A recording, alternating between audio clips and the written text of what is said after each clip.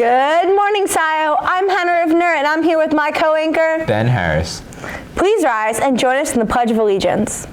I pledge allegiance to the flag of the United States of America and to the republic for which it stands, one nation, under God, indivisible, with liberty and justice for all.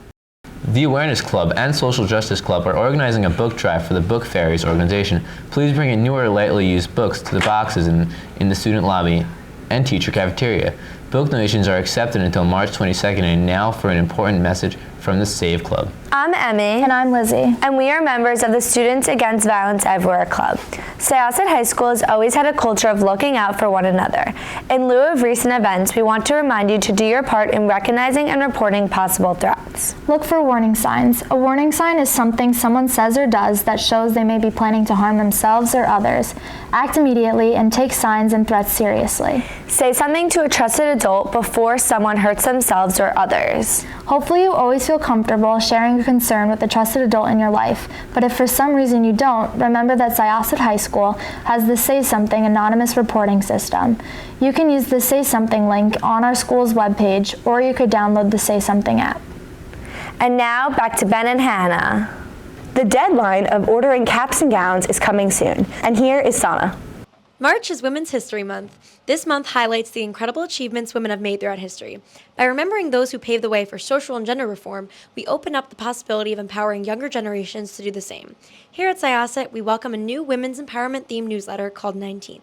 We really wanted to give a space for the quieter voices in Young Women's Forum, our club, to speak up and talk more about the issues that they face and the issues they think are important. As a part of our newsletter, something that we did was interview a few teachers that run some of our women-centered clubs. It was a really insightful journey learning about them because they told us about their experiences as women being in teaching as well as just in their professional lives in general. So Young Women's Forum and Women in STEM are both partnering. We just want to keep the newsletter as sort of an open forum for everyone to discuss what they feel.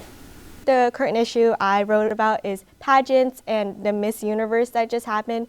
In the past, pageants have been only used to highlight women's looks, but this time I think Miss Universe, the competition, has really prioritized highlighting different diverse bodies, and we had a lot of different identities being represented. 19th's first edition will be out tomorrow on the school website. Happy Women's History Month. Now, back to the studio.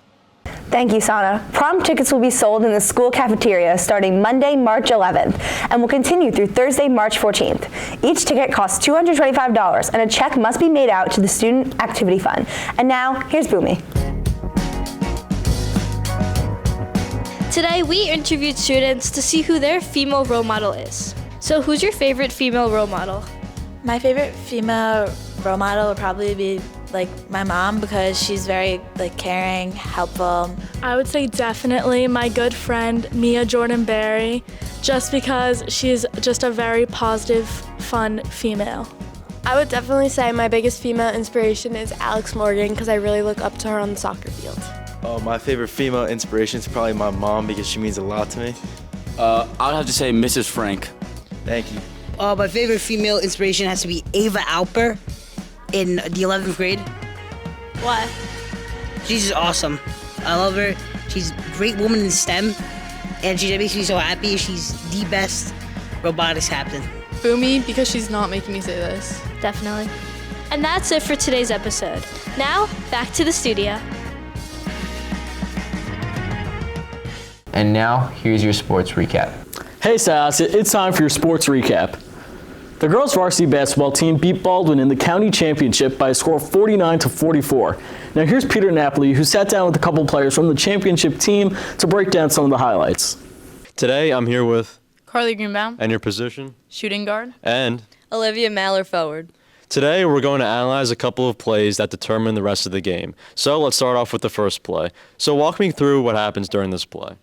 So this play, they were pressing us full court, and we ran our press break called Presto, and basically it's just to find the open girl, make that one more pass, and that's what we did right here, and Liv was able to get that open shot. When the name of the game is momentum, how did this impact the flow? I mean, in this stretch, we went on a big run, and we hit 3 threes back to back to back, and that was huge for us, our confidence, and for the rest of the game. All right, now let's move on to the second play. So in this play, Baldwin was able to cut a big lead that we had started, and that made us feel a little nervous. But when we just push the ball up the court, like shown here, and we find the open man, it just gives us confidence that we could win the game. Thanks, ladies. Now back to Aiden. Thank you, Peter. Now the girls are playing the Long Island Championship. Make sure to come out and root for Syosset. Today is International Women's Day, so especially today, take a little extra time to honor the women in your life. These are all the announcements we have for today. Have an amazing weekend and a great day.